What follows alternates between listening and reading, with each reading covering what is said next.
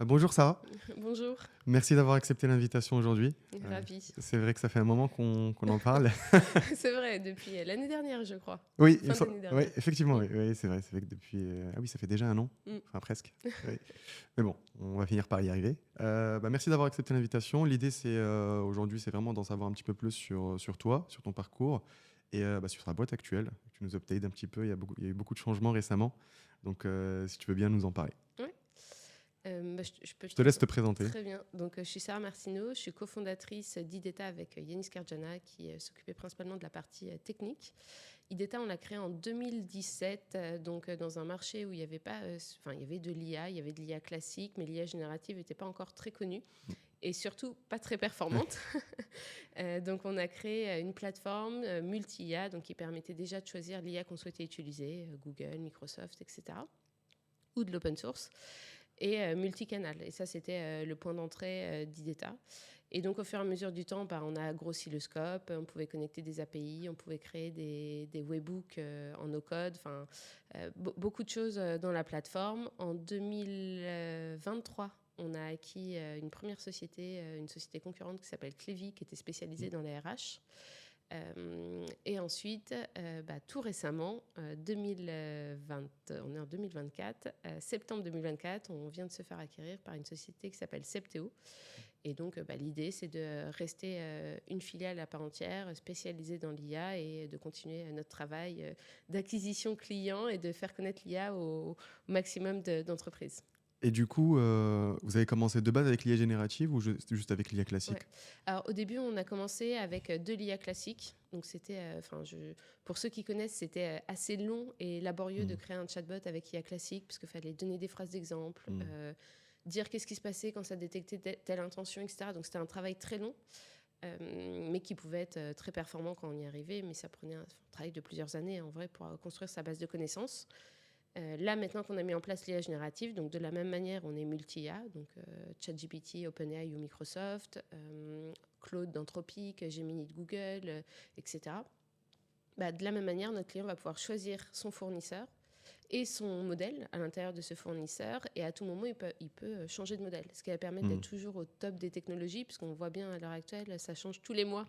Il y a un changement sur de l'IA générative, et donc là, ça permet à nos clients d'être toujours sur la dernière version ou de changer, parce que les coûts sont trop importants, etc. Et du coup, finalement, comment est-ce que vous arrivez à conseiller les entreprises sur l'utilisation de telle ou telle IA? C'est en fonction de leur finalité? Mm. Parce que de base, j'imagine qu'un chatbot, c'est un art de décision de base. Donc, quand on parle d'IA classique, c'est un art Mm. de décision. C'est si tu dis oui, tu auras telle possibilité de réponse. Sauf qu'avec l'IA générative, j'imagine que là, c'est complètement différent. Ouais. Le game a changé. Exactement. Alors, comment ça se passe? Alors, il peut y avoir toujours de l'arborescence et déclencher l'IA générative à un Mm. certain moment, parce qu'on peut Ok. contextualiser le début et ensuite passer à de l'IA générative à un moment donné. Mm. Comment ça se passe à l'heure actuelle? On va pouvoir, en fait, nous, on crée ce qui s'appelle un RAG, donc Mhm. une base de connaissances vectorielle, à partir des données de nos clients. Donc, nos clients vont venir injecter leurs données dans IDETA, Ok. on crée une base vectorielle et ensuite on utilise cette base vectorielle pour nourrir l'IA générative. Donc ça va permettre de créer un chatbot en quelques minutes. Ok. On va se connecter à un SharePoint et prendre tous les documents dans ce SharePoint. On crée la base vectorielle et hop, on a notre chatbot et on choisit juste son modèle d'IA. Et donc ça fait des chatbots ultra performants en très peu de temps. Et ça, c'est vraiment, ça a changé complètement comment on pouvait adresser les clients, comment on pouvait mettre en place un chatbot, etc., quoi. Et vous avez besoin de combien de temps du coup pour faire un chatbot? Parce que, alors, dans un premier temps, il y a une partie où il faut mettre en place le chatbot. La deuxième partie, il y a une question de données personnelles, Mm. forcément. Donc, l'idée, c'est pas de se retrouver avec les documents d'entreprise Mm. chez OpenAI ou chez un Google ou Ouais, peu importe. complètement. Alors, du coup, la base vectorielle, nous, elle est hébergée chez nous. Enfin, on est dans le cloud, Mm. donc en l'occurrence, on est sur Microsoft Azure France. Donc, en fait, on est sur. Et donc, la base vectorielle est sur, est sur cet hébergeur. Après, on peut proposer du on-premise pour quelques clients Ouais. et donc être sur leur serveur. Ensuite, quand on utilise l'IA générative, nous, on lui envoie juste des parties de la base de connaissances. On lui dit, OK, on a détecté que la personne voulait poser une question sur du support client. Sur telle fonctionnalité, on va chercher dans la base de connaissances vectorielles et on envoie à l'IA générative juste ces bouts-là pour Mm. qu'elle constitue une réponse. Donc en fait, elle n'a jamais la totalité.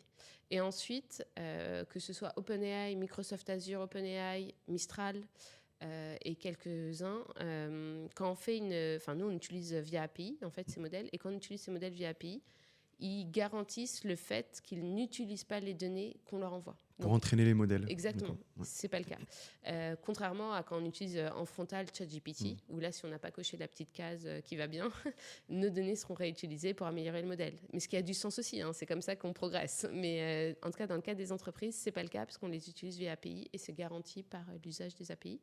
Et dernière chose, tu parlais de comment choisir son modèle d'IA générative. Bah justement, si on a peur, parce qu'on est une entreprise française dans tel domaine, etc., nous, on peut proposer d'autres types de modèles. Donc, il y a Mistral, qui peut être aussi en open source. Il y a Llama, qui peut être en open source. Et maintenant qu'on a rejoint Septéo, il y a aussi Brain qui appartient à Septéo et qui a créé son propre modèle d'IA générative. Et donc, on est sur un modèle français qui va être hébergé chez Septéo. Enfin, voilà. Donc là, on garantit. Donc après, c'est toujours un choix aussi entre performance, etc. Parce que forcément, on ne peut pas rivaliser avec une entreprise qui injecte plusieurs milliards pour améliorer son modèle. Donc c'est aussi un choix de performance. Est-ce que je privilégie un modèle un peu moins bien, mais qui va être entièrement français, etc. Ou est-ce que je fais confiance au fait que c'est RGPD compliant, et ça, c'est garanti par les CGU, etc. Mais c'est un Américain, potentiellement. Forcément. Et on peut basculer d'un modèle à un autre pendant la souscription ? Exactement. En fait, notre client va créer, alors au cas par cas, mais un client lambda va créer son chatbot, va prendre notre logiciel et va créer son chatbot tout seul. Un client grand compte, généralement, on l'accompagne. Donc, il y a une prestation d'accompagnement, etc.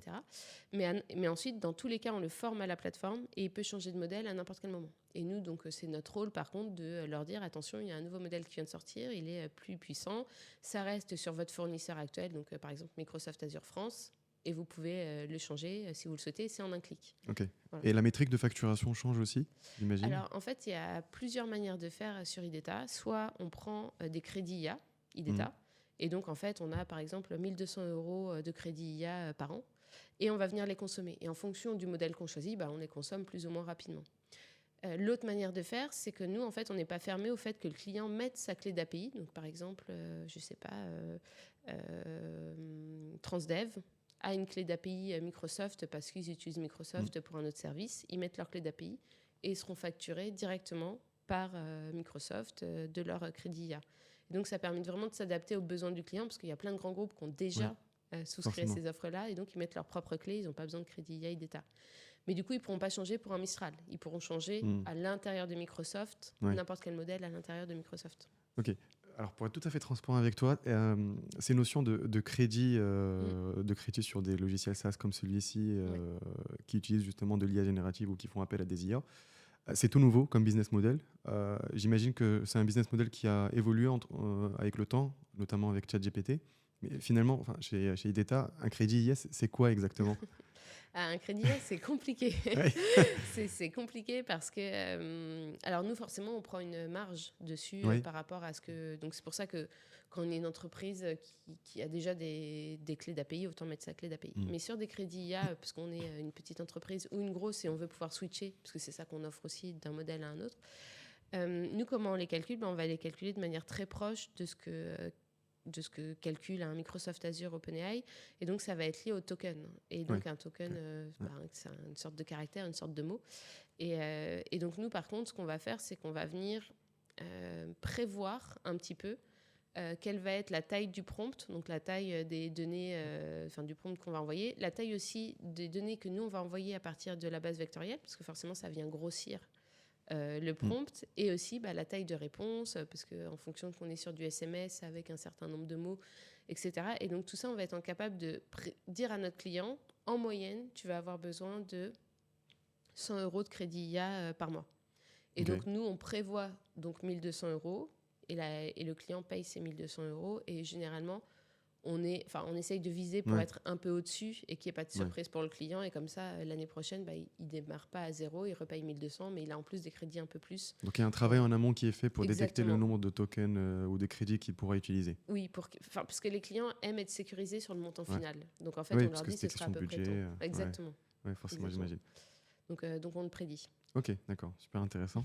Et du coup, est-ce que toi, dans ta boîte, tu as remarqué un boom, j'imagine, entre l'avènement de ChatGPT ou de l'IA générative en public, en open source, et avant, où vous utilisez l'IA générative, mais plutôt de votre côté, dans votre coin, et personne ne savait ce que c'était.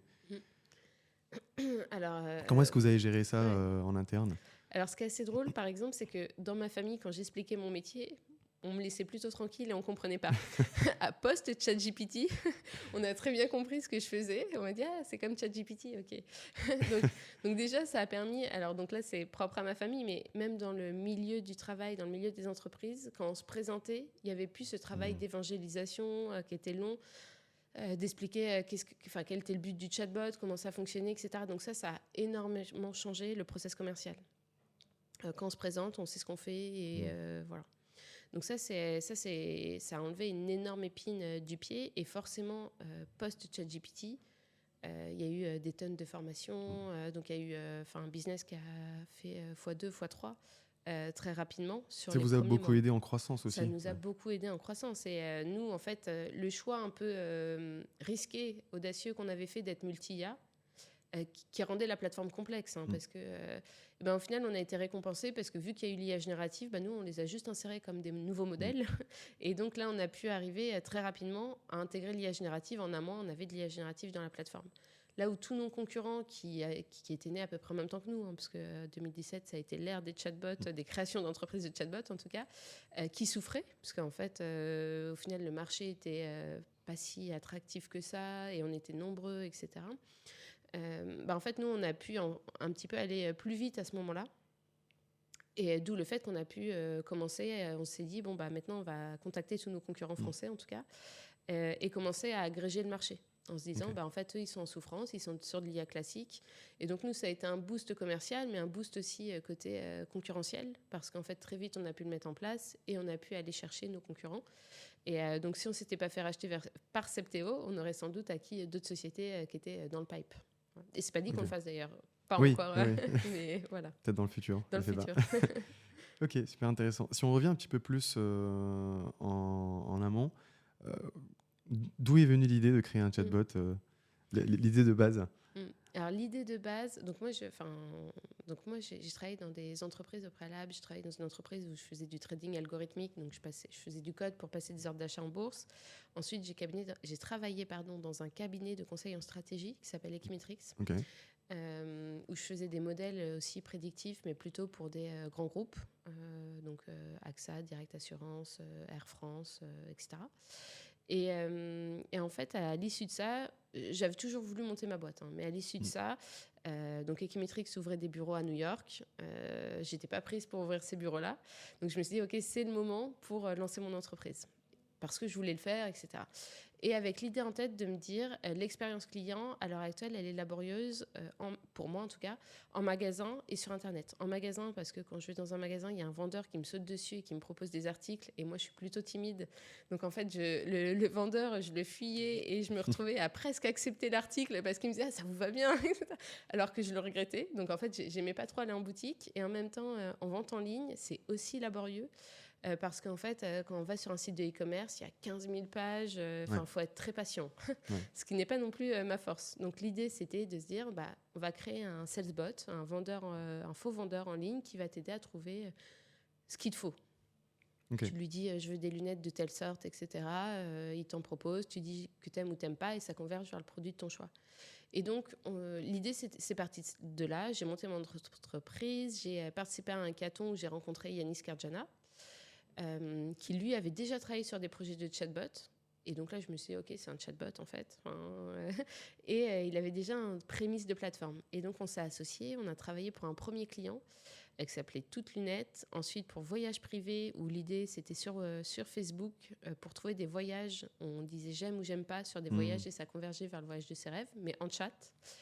Et donc, ça a commencé comme ça. Et puis, au final, ça a vraiment switché parce que le marché n'était pas vraiment prêt à cette idée de salesbot. Les chatbots, ça existait presque pas. Donc, c'était vraiment compliqué. Et surtout, les clients qu'on rencontrait avaient à chacun une contrainte. On avait rencontré Carrefour. Carrefour voulait du Google à l'époque. Oui, ils voulaient du Google, de l'IA de Google. Voyage Privé, eux, ils étaient pro-Facebook, donc il n'y avait que du Facebook chez eux, etc. Et donc, c'est là où est né, par contre, on s'est dit, il faut une plateforme multi-IA, ça c'est certain, sinon on n'arrivera pas à adresser les clients. Et c'est comme ça que c'est venu au fur et à mesure du temps. Mais le projet initial, c'était les salesbots sur les sites des e-commerce. Ok, donc finalement, vous êtes plutôt orienté sur une stratégie de multi-app plutôt que de s'orienter vers des clients, une certaine typologie de clients. Ouais, Donc alors dans la c'était une marché. erreur. Hein. Ouais. Ah, ok. C'était une erreur, je pense, initiale. On était tout nouveau, on commençait, enfin, c'était notre première entreprise. Et on se disait qu'on allait suivre le marché, mais c'est vrai que le scope était beaucoup trop large à adresser. C'est-à-dire qu'on n'avait pas de clients cibles, on n'avait pas Vous de n'étiez pas marché cible, spécialisé sur un on seul n'était marché. pas Ouais. spécialisé. Donc en fait, adresser la terre entière, c'est dur. Ouais, C'est dur. Puis même, j'imagine, en Puis- termes de crédibilité vis-à-vis des clients que vous prospectez, c'est pas. Exactement. On était tout petit, donc en Mm. plus la crédibilité, on l'avait même pas sur ça. Mm. Et du coup, bah, si on devait citer un concurrent à l'époque, ça aurait été Microsoft, qui lui était aussi Ouais. multi. Mm. Mais bon, on pouvait pas vraiment se comparer. Donc c'est vrai que c'était, je pense, une erreur à court terme, mais en même temps, ça nous a servi là, où au final, on a pu proposer très rapidement une plateforme multicanal, multi-IA. Et du coup, nous, nos plus gros clients à l'heure actuelle, c'est des agences. Parce que grâce au fait qu'on est multisecteur, elles peuvent adresser. Quel type d'agence? Alors, on peut travailler, par exemple, avec Talent. Ok. On peut travailler aussi avec des... Par exemple, on a un partenariat avec iConnection. C'est une très grosse entreprise qui envoie des SMS. C'est le plus gros, je pense, en France, un des plus gros. Et donc, eux proposent des chatbots SMS, etc. Et donc, en fait, on a construit tout un scope de partenariat qui nous permet d'avoir des revendeurs qui, eux, peuvent être spécialisés. D'accord. Ok. Donc, c'est des revendeurs, finalement, qui vendent vos licences. Ils vendent nos licences et la presta dessus. Ils vont pouvoir créer un chatbot. Par exemple, l'aéroport de Lyon, c'est Talent qui l'a fait avec une licence IDETA. Et donc, en plus, ils sont très forts, ils connaissent bien la plateforme, ils ont les ressources nécessaires pour le faire. Donc, pour nous, c'est en fait nos clients favoris. Et du coup, finalement, si on voit cette répartition, vous êtes plutôt sur un modèle indirect ou plutôt un modèle direct? Alors, on est encore majoritairement direct, mais l'idée à terme, c'est d'être beaucoup plus indirect. Parce que pour nous, accompagner un client, c'est quand même des ressources. Et c'est pas spécialement ce qu'on a envie de faire. Nous, on a envie de se consacrer sur la tech, etc.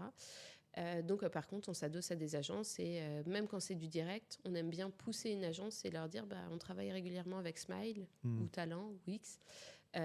Si vous voulez, ils peuvent vous accompagner sur la presta. Et pour d'autres clients, on l'a fait nous-mêmes. Et comment, du coup, vous assurez que l'accompagnement sera bien fait justement avec ces agences-là? Est-ce que vous avez des SLA qu'il faut respecter, une qualité forcément d'accompagnement qu'il faut respecter? Alors, en fait, ça s'est fait au fur et à mesure du temps. Au fur et à mesure du temps, on a travaillé sur...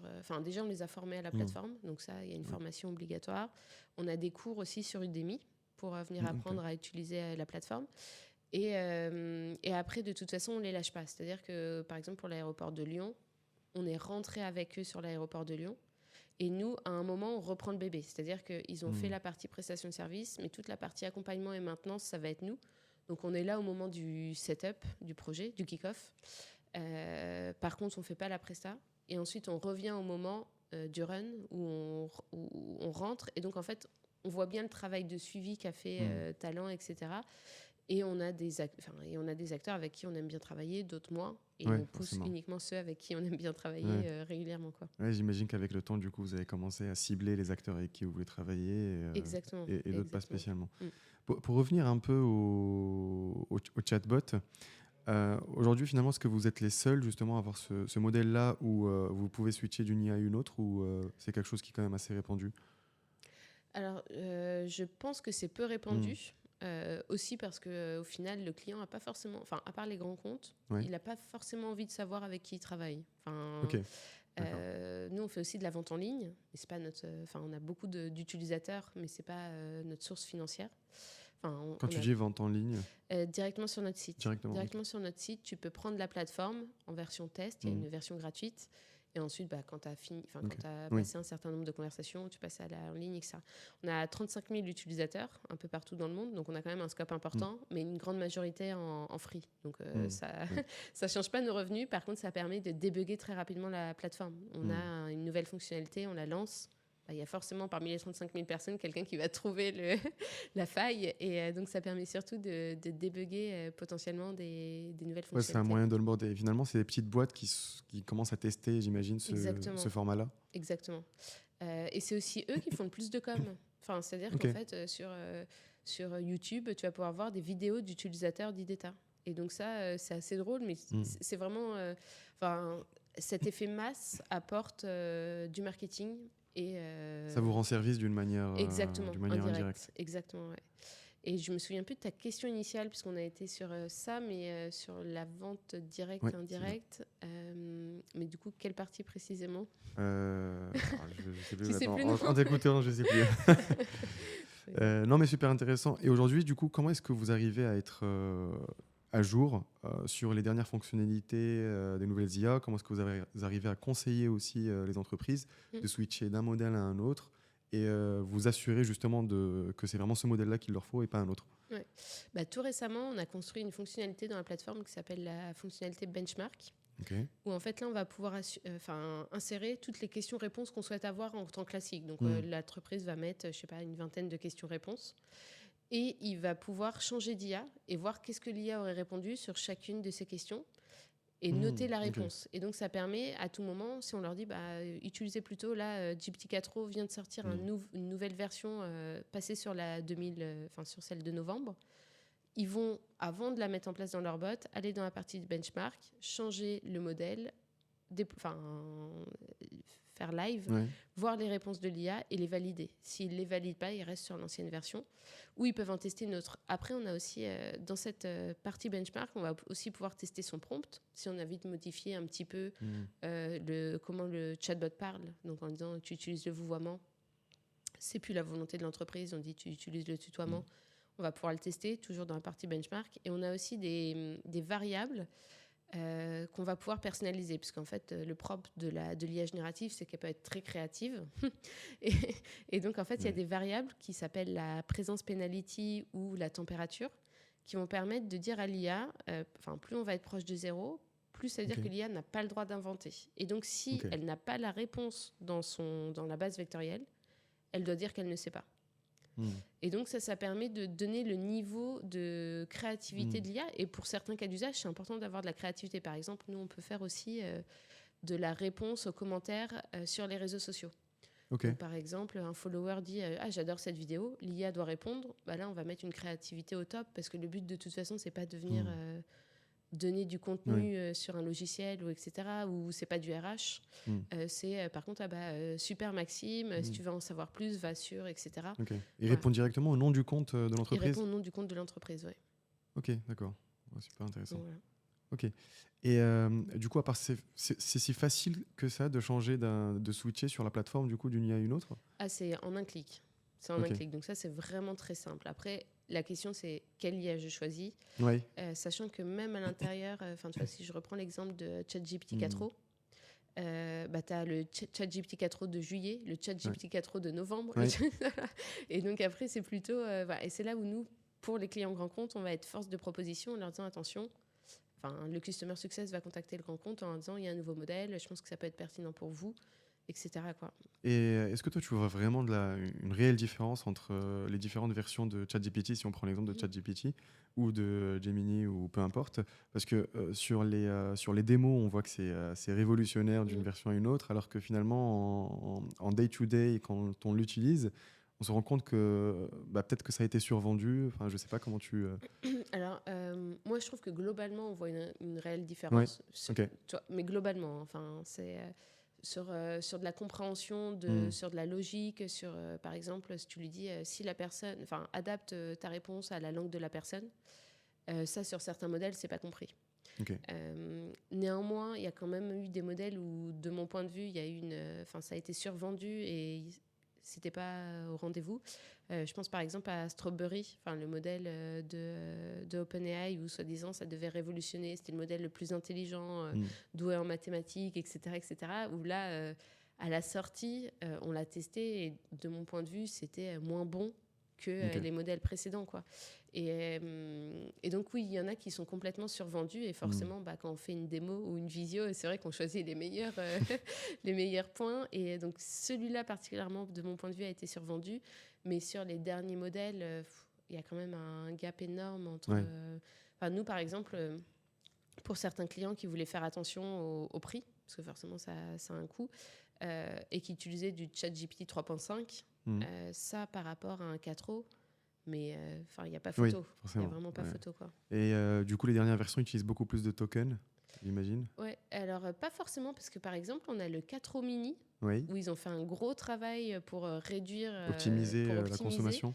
Et il est moins bon que le 4O tout court, Mm. mais il est bien plus performant que le 3.5 qui a plus de données d'entraînement. Donc non, enfin, ils essayent de faire de plus en plus des modèles légers, et en particulier pour la voix. C'est-à-dire que nous, on fait aussi des callbots, donc des robots sur de la téléphonie. Et ça, avec des modèles classiques, c'est catastrophique. Ça marche bien parce que j'ai l'impression que c'est assez nouveau, le callbot. Ouais, alors, ça, c'est avec de l'IA classique, c'est très très vieux. Alors, sans IA, c'est très très vieux encore, parce que tu sais, t'as P1, t'as P2, etc. Il n'y a pas le ton aussi, c'est Il n'y a assez pas robotisé. le ton, exactement. Pour moi, à l'heure actuelle, tu sens toujours que c'est un robot. Okay. Enfin, ça, tu le sais. T'as pas de doute. Malgré les démos qui, pareil, semblent incroyables, mais à l'heure actuelle, tu sens toujours que c'est un robot. Par contre, sur la compréhension du langage, c'est devenu très bon. Et il y a encore un petit peu de latence. C'est-à-dire que tu vas avoir quelques secondes. Ouais. Et autant à l'écrit, ça passe crème parce que toi, tu es en train d'écrire, la personne peut être en train d'écrire, tu sais qu'il y a un temps de latence. Autant à l'oral, si je te dis ça, tu t'es rendu compte qu'il y avait quelque chose qui n'allait pas. Et donc à l'heure on s'attend actuelle, à ce que ce soit beaucoup plus instantané, quand même, beaucoup plus naturel. Et donc, sur les callbots, donc, tu détectes tout de suite que c'est un robot. Par contre, la compréhension est là maintenant. Et après, c'est pas grave de savoir que c'est un robot. Enfin, si tu as un problème d'assurance et que tu veux qu'il soit réglé, tu sais que c'est un robot. Tu sais qu'il va peut-être y avoir un passage à l'humain si ton problème n'est pas réglé. Mais en tout cas, tu es content de pouvoir appeler à 1h du matin parce que tu as une fuite d'eau chez toi. Voilà. Donc voilà. C'est des modèles qui sont de plus en plus répandus, du coup, les callbots, et qui permettent aussi aux entreprises de passer d'une IA à une autre. À l'heure actuelle, sur les callbots, passer d'une IA à une autre, alors c'est possible, mais il y en a peu qui seront très performantes. Okay. Parce que justement, il faut que ce soit des modèles légers, sinon c'est trop long. Et les modèles légers en performant, il n'y en a pas beaucoup.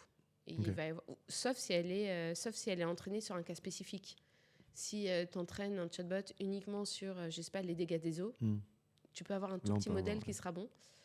Par contre, si elle doit répondre à des dégâts des eaux, à un problème de voiture, etc., il faut des modèles un peu plus larges. Et des modèles larges qui sont petits, on va avoir principalement du petit 4O, qui est bon.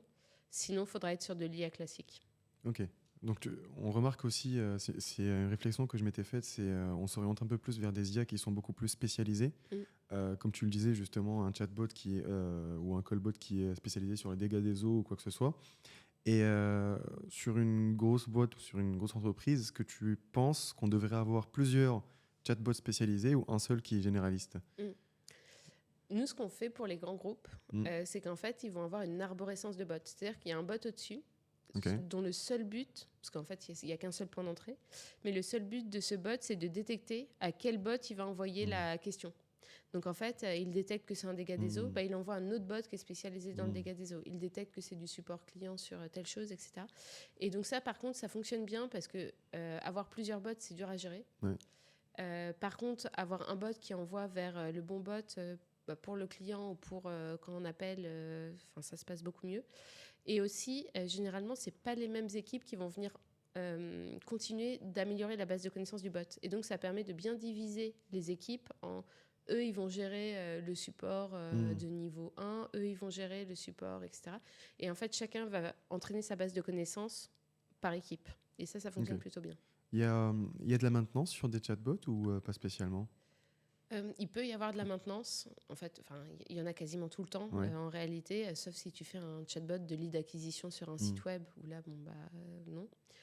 Mais par contre, si tu fais par exemple un chatbot RH, nous on en a beaucoup de chatbots RH, il va y avoir toujours un changement dans la convention collective, un nouvel, etc. Et donc en fait, faut changer sa base de connaissances. Il faut juste update les bases de connaissances. Exactement. C'est plus un update Exactement. Et pareil, dans IDETA, ce qu'on a mis en place maintenant, c'est que tu insères le nouveau document, tu valides, ça génère la nouvelle base de vectoriel et c'est terminé. Donc ça permet de le mettre en place très rapidement. L'idéal, c'est aussi de supprimer l'ancienne document de référence qui est potentiellement obsolète. Oui, c'est ce que j'étais en train de me poser la question, parce que s'il y a des contradictions entre les documents.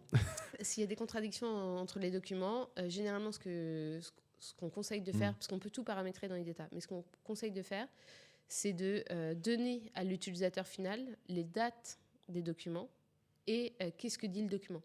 En fait, d'être assez transparent avec le salarié en disant depuis telle chose, depuis telle chose, et de donner le document de référence. Comme ça permet à lui de faire avec ça.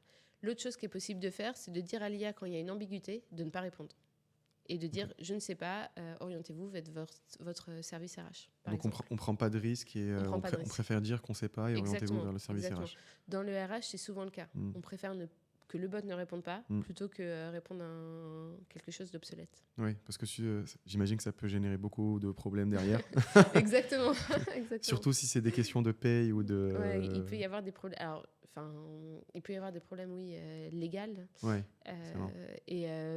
mais ce qu'on recommande aussi au préalable, c'est de dire qu'au tout début, c'est une IA et que sa parole est purement informative. Ah, ok. Ouais. Et en fait, mais au final, une IA se trompe moins qu'un salarié, donc moins qu'un RH potentiellement, qui aurait pu faire la même erreur, sauf qu'on pardonnerait plus à un humain qu'on ne pardonne à une IA.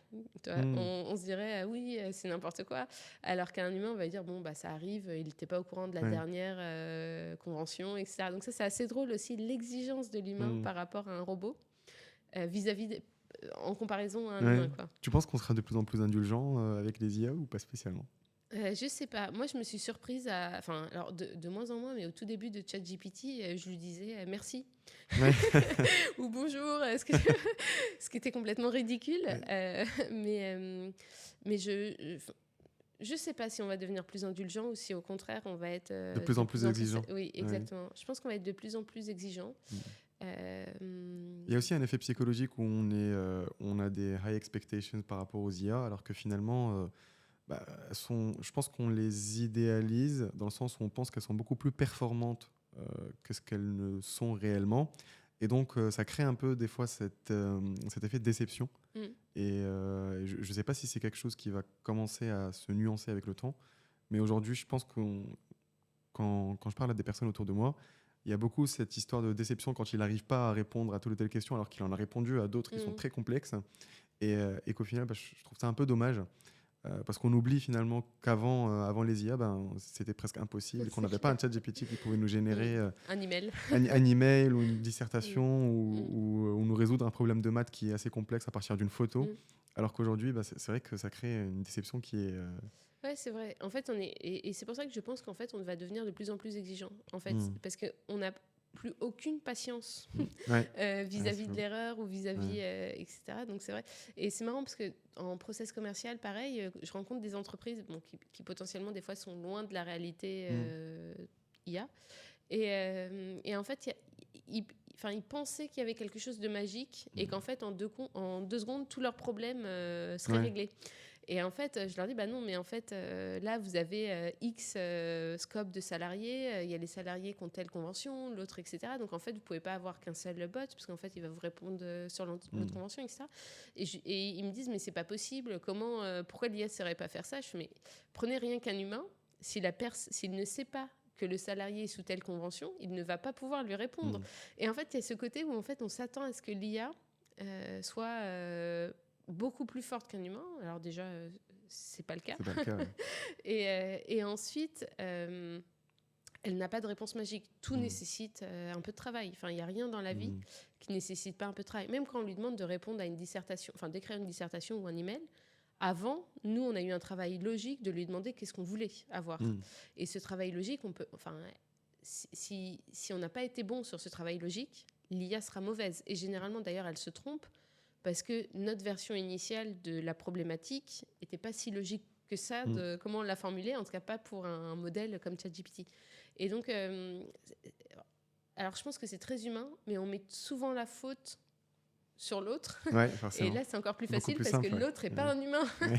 Donc, c'est encore plus facile de mettre Oui. la faute sur cette IA. C'est vrai Quoi. qu'il y a un gros sujet sur la qualité de données qu'on injecte à l'IA, Mm. parce que si on lui donne les mauvaises données, j'imagine que l'output et la réponse sera complètement Exactement. Mm. erronée et complètement à l'ouest. Et c'est un problème justement dans les grands. C'est la maladie des grands groupes, c'est que finalement ça grossit, ça grossit. À un moment, on commence à avoir des données qui sont pas très fiables. Et finalement, si on se base sur ça pour créer des modèles ou créer des chatbots, j'imagine que les résultats ne seront pas Mm. satisfaisants. Nous, ce qu'on est en train d'essayer de faire, alors on est dans une phase, justement pour les grands groupes, c'est de regarder cette base vectorielle Mhm. et de essayer de créer une IA qui serait capable de générer les conflits dans cette base vectorielle. C'est-à-dire, on a 2 documents, mais qui disent l'inverse. Et en fait, Ok. pour aider les entreprises justement à détecter des sources qui Mhm. seraient obsolètes. Après, donc ça, c'est plutôt une vision long terme, parce qu'on ne l'a pas encore. En court terme, ce qu'on a mis en place, c'est qu'on a dans un onglet qui s'appelle l'onglet test, tu vas pouvoir poser ta question et voir les sources que l'IA a utilisées pour répondre. Ok. Et ça permet de détecter, si tu vois que la réponse, elle n'est pas bonne, parce Ouais. que c'est ton travail de tester, l'idée, c'est tu vas pouvoir voir quelle source elle a utilisée qui était Mhm. obsolète et venir la supprimer la source. Et donc ça, c'est déjà la première étape, donc très manuelle, hein, mais de venir détecter en fait quelle source a été utilisée et n'est pas bonne. Pour corriger la base de données initiale, Exactement, forcément. exactement, ouais. Parce que c'est notre devoir aussi de vérifier que la source est bonne. Mm. Et ouais, effectivement, c'est assez intéressant. Pour revenir justement sur les dernières acquisitions qui ont été faites, les rachats et les acquisitions, Mm. du coup, quelles sont, si tu peux nous en dire un peu plus sur les synergies qui seront créées, parce que j'imagine que ça a été racheté, que tu l'as vendu aussi pour de bonnes raisons. Donc aujourd'hui, comment est-ce que ça se conjugue Ouais. Nous, l'idée, quand en 2023, en fait, on s'est dit, on est trop petit, il faut Ok. qu'on agrège, le marché est là, il faut Mm. qu'on aille vite. Et donc, on a contacté tous nos concurrents dans l'idée de venir agréger, d'être plus gros, etc. Et donc, d'où l'acquisition de Clévy, et on pensait continuer comme ça. Sauf que ça reste relativement lent. Ouais. Parce qu'en fait, acquérir une boîte, c'est un process qui est lent. Il y a un audit, etc. etc. Il faut l'avoir connu. Il faut surtout que c'est des boîtes qui ont des investisseurs. Donc, il faut que les investisseurs soient d'accord. Enfin, Ouais. voilà. Et en fait, avec Septéo, quand on les a rencontrés, l'idée, c'était de se dire, ils ont acquis, alors je crois que c'est 28 entreprises, je ne suis plus sûre du nombre exact, mais c'est ça l'idée, qui sont relativement autonomes. Et en fait, l'idée, c'était de se dire, déjà, on a une base Mhm. pour venir mettre de Ok. l'IA dans tous ces logiciels. Ils ont des logiciels RH qui vendent à leurs clients. C'est qu'une boîte de logiciels. Des logiciels qui vendent des SIRH, ils vendent des logiciels pour les notaires, ils vendent des logiciels pour les agences immobilières, pour les hôtels, etc., etc. Et en fait, nous, l'idée, c'était de se dire, en fait, là, on a une base de clients monumentale. On va pouvoir à la fois mettre de l'IA dans leurs produits, dans leurs logiciels, et à la fois leur faire revendre de l'IA au client final. Et donc, pour nous, c'était le moyen le plus rapide d'avoir une croissance. Ok. Oui, qui est beaucoup plus exponentielle que. Exactement, exactement. Et donc ça a toujours... Enfin, nous, notre moteur a toujours été de se dire, on va faire grossir l'entreprise et on va la faire grossir assez rapidement. Et, parce que sur le produit, en fait, vu qu'on était une boîte quasiment 100% tech, il n'y a quasiment pas eu de commercial chez IDETA, le produit était là. Enfin, on a même des clients qui ont fait, par exemple, on a un client qui s'appelle Soprema. Il a fait 3 mois de tests sur IDETA, 3 mois de tests sur Microsoft pour créer son cas d'usage avec la partie Copilot, pour créer son chatbot Copilot. Et à la fin, il a choisi IDETA. Donc, en fait, même comparé à un mastodon, sur ce cas précis et sur ce scope précis, en fait, on avait toutes les fonctionnalités qui permettaient de le faire. On avait le live chat pour reprendre les conversations en main. On a la connexion API pour venir se connecter à leurs outils, etc. etc. Copilot reste quand même assez généraliste. Reste assez généraliste, était assez bloqué. Et c'est cher aussi. Et c'est très cher, était assez bloqué aussi dans un scope assez restreint. C'est-à-dire que... Il faut rester dans l'environnement Microsoft. Exactement. Là où nous, on est beaucoup plus permissif, en fait. Donc voilà. Et donc au final, même face à des gros acteurs, en fait, on est pertinent. Par contre, la seule chose qu'il nous fallait, c'est cet aspect commercial, pouvoir adresser des clients et idéalement ne pas les adresser nous-mêmes, parce que notre force, c'est la tech. Et donc, continuer d'avoir ce process de revendeur un peu partout et de construire ça comme ça. Ok. Et du coup, est-ce que tu remarques sur des clients qui sont un peu des clients grands comptes une sensibilisation de plus en plus croissante sur l'utilisation de chatbots comme celui-ci, ou tu remarques plutôt une réticence sur le fait de le tester pendant plusieurs mois et ensuite on va passer sur un chatbot un peu plus élaboré? Mhm. Parce qu'aujourd'hui, des chatbots, on en a sur toutes les boîtes, toutes les grandes boîtes, mais ça reste des chatbots assez, on va dire, c'est la version ancienne. C'est avec quoi tu as commencé en 2017 peut-être? Oui, exactement. Je vois très bien de ce dont tu parles. Et du coup, je me dis, et ce que je remarque aussi, c'est qu'il y a quand même une grosse réticence par rapport à toute cette partie données personnelles, forcément. Mais est-ce que tu penses est-ce que tu vois qu'ils sont de plus en plus sensibles à ça, ou pas plus que ça? Ils sont clairement de plus en plus sensibles Hmm. parce qu'en fait, Hmm. tu vois le temps que ça va t'épargner. Ouais. Là où avant, en fait, tu voyais le côté laborieux de venir créer tous tes cas d'usage, assez déceptif au final, même si au final ça te retirait quand même une partie de tes tâches, hein, mais qui était trop minime pour eux par rapport à la partie laborieux. Aussi parce que tu t'attendais au miracle que ça et que c'était pas le cas. Mais donc là, en fait, ils voient bien qu'à titre perso, ils ont généralement tous utilisé ChatGPT pour faire des choses. Et donc, en fait, ils voient que ça les aide. Et je pense que, côté RH, par exemple, ils n'ont souvent pas le temps de répondre à du support salarié parce qu'ils ont plein d'autres tâches. Et donc là, ils voient que c'est une solution. Pareil sur du support client. On a des entreprises, par exemple, il y a une entreprise indienne, mais il y a aussi une entreprise suédoise. Alors après, chacun fait ce qu'il veut. Eux, leur choix, c'était de supprimer entièrement l'équipe Customer Success Support. Et ils ont gardé uniquement 10% des salariés de ces équipes-là, mais qui représentaient, on était sur des équipes assez conséquentes. Donc, en fait, ils ont viré 200-300 personnes. Hein. Et en fait, le pire dans cette histoire, quelque part, le pire humainement, c'est qu'en fait, ils ont eu une augmentation de la satisfaction client. Donc, le support a été automatisé en grande partie. Ils en ont gardé un peu parce qu'il y a forcément des tâches qui peuvent être faites que par des humains. Et aussi, il faut continuer d'entraîner le robot, hein, parce qu'il va y avoir de nouvelles fonctionnalités. Mais amélioration de la satisfaction client et diminution des coûts. Donc, en fait, forcément, ça a un impact, forcément, etc. Donc après, voilà, faut voir ce qu'on veut. Ouais, mais en tout cas, il y a un réel impact. Et donc, même si c'est pas satisfaisant à 100%, on est arrivé maintenant à des taux de satisfaction qui font qu'il n'y a plus de raison d'avoir de blocage. Ouais, de raison, en tout cas... de ne pas en adopter. Voilà. Ok, ouais, effectivement, c'est vrai que c'est des sujets qui sont quand même assez sensibles. Surtout dans les grands groupes, surtout en France. Surtout en France, oui, effectivement. Et du coup, tu remarques que les boîtes aux États-Unis, par exemple, ils sont beaucoup plus sensibles à ça, finalement, parce que je ne sais pas si vous êtes aux États-Unis ou pas spécialement. Alors nous, on est, sur les clients grands comptes, on va être principalement en France. On a quelques-uns aux États-Unis, en Australie. Mais par contre, sur les clients free, on n'a quasiment pas de Français. Et donc, c'est là où on voit la réticence des Français. Et on a donc États-Unis, on a beaucoup d'Asie, mais Asie plutôt Inde-Pakistan, qui font beaucoup de support client, etc. Un tout petit peu de Singapour, et pas trop Chine et pas trop Japon. Je pense qu'ils ont leurs propres outils et difficile de pénétrer le marché. Mais en tout cas, oui, on a... Et on voit en fait beaucoup moins de réticence de d'autres pays, ça c'est certain. Et en particulier Inde-Pakistan, où là, ça explose. Parce que généralement, les customer support, ils sont principalement basés là-bas aussi. Exactement. Donc là, ils vont automatiser. Et alors, customer support et aussi tout ce qui va être réseaux sociaux. Gérer les réseaux sociaux des entreprises, ça, c'est ce qu'on vend le plus en Inde-Pakistan. Mais donc, oui, il y a beaucoup moins de réticence. Et par exemple, en Chine, je crois que le chiffre actuel, c'est que 80% des entreprises sont déjà équipées d'IA/IA générative. Tout type d'entreprise. Là où, en fait, aux États-Unis, alors de mémoire, hein, donc je me trompe un peu sans doute sur les chiffres, c'est moins de 50%. Et en France, on n'est même pas... l'idée, c'est d'être à fin 2028 à autour de 20%. Donc, en fait, il y a un gap énorme, il y a des freins énormes.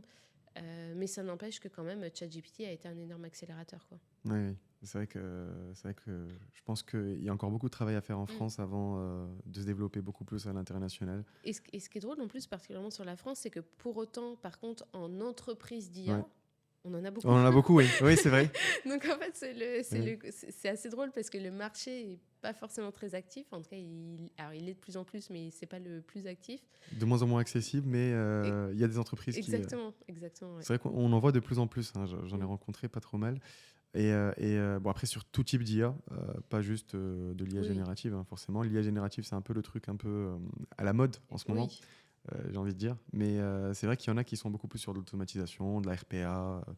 Enfin, exactement. chacun choisit sa niche, j'ai l'impression. Puis c'est vrai que pour l'implémenter dans des entreprises, c'est un peu. Il y a encore un C'est long dur. chemin. Oui, oui. Et aujourd'hui, à part les chatbots et les callbots, tu penses que le callbot, c'est l'avenir ou pas spécialement?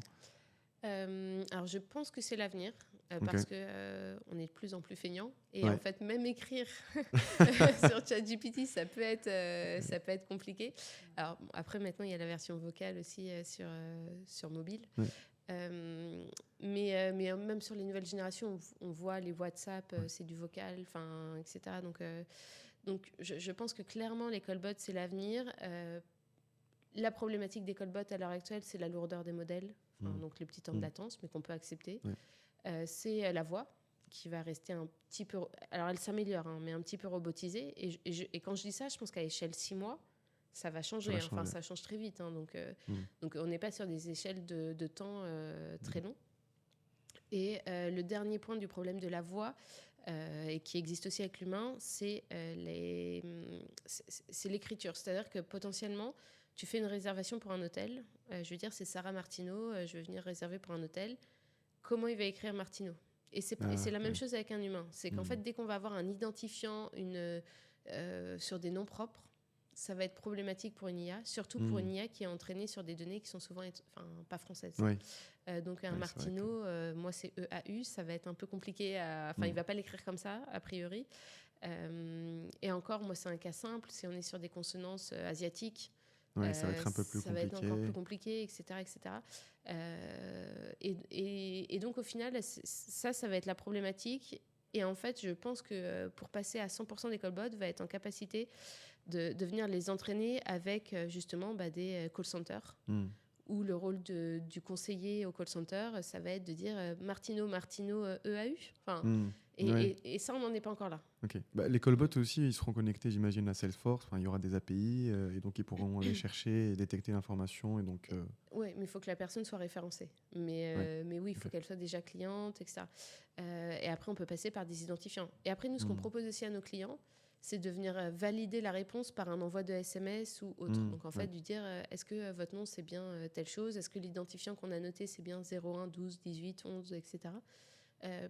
Parce que aussi sur la voix, il y a aussi toutes les nuisances sonores que tu peux avoir autour. Ouais. C'est moins pur Forcément. qu'une écriture, quoi. Mm. Super. Bah écoute, très intéressant. On arrive à la fin de l'épisode. Merci beaucoup. Merci beaucoup à toi.